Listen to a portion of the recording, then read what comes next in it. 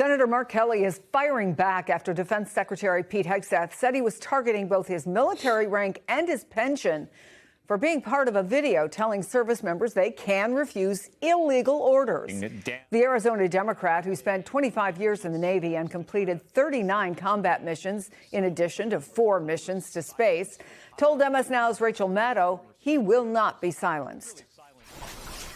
I'm never going to back down from these guys. I'm going to continue to speak out. I'm going to continue to do my job.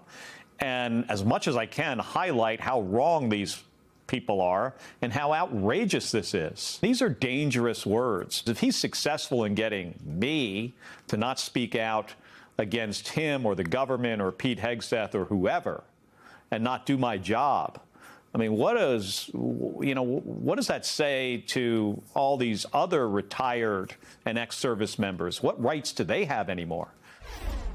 Joining me here in studio, Paul Rieckhoff, an independent national security, veterans affairs, and political analyst, and host of the Independent Americans podcast.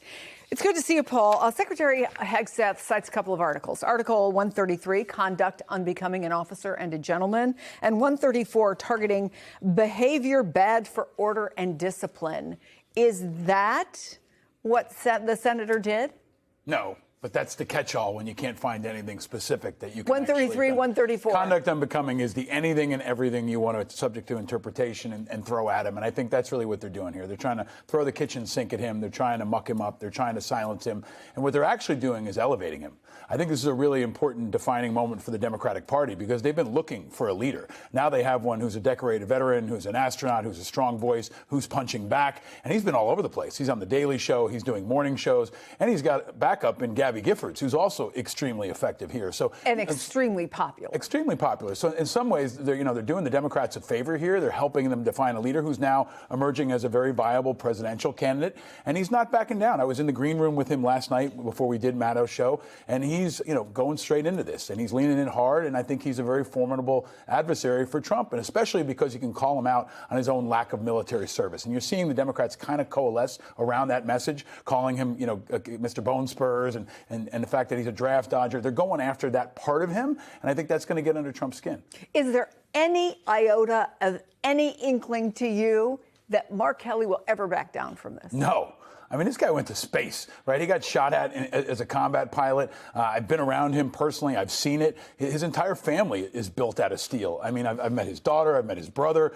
They've been on my show. I mean, this is a true American patriot. And if there's a silver lining here, it's that we're elevating a voice to the world, to the outside world, that is not Trump. We need an alternative narrative about what it means to be American, especially on January 6th. And Mark Kelly is a good representation of the best of our country, not just to America, but to the outside world. If you want to talk about proper behavior and procedures, USA Today notes that demoting Kelly requires an administrative process known as officer grade determination, which by law makes its decisions based on an officer's conduct while on active duty.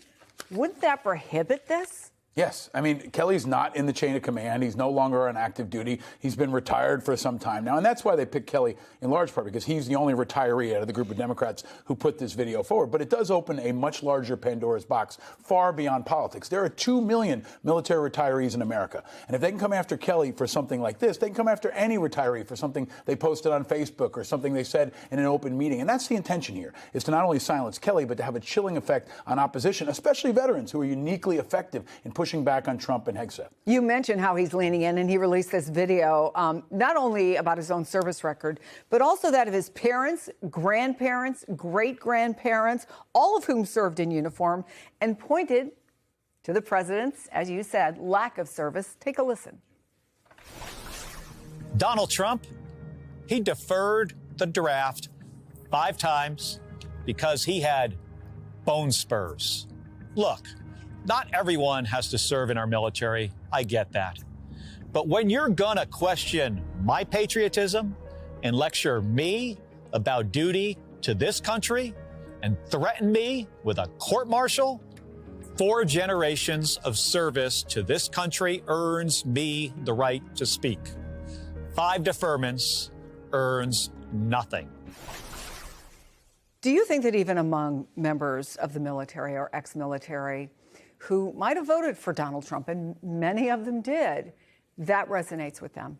Yes. I mean, it sounds like John McCain, right? It goes back to the older generation of what Republicans used to sound like. And I think this is going to hit hard, especially with independents. That's why when Kamala Harris was looking for a VP candidate that would appeal to independents, I recommended Senator Mark Kelly because he has this unique appeal. There's another point of this that I think is really important. They're calling out the Trump administration and Trump himself for their hypocrisy. Let's go a bit deeper. Barron, his son, is of age. If he's so excited about Venezuela and he's so supportive of our military doing this adventurism all over the world, why isn't his own son going?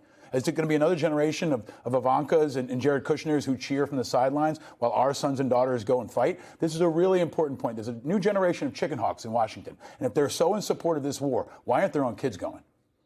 Paul Rieckhoff, it's always good to see you, my friend. Thank you. Happy New Year.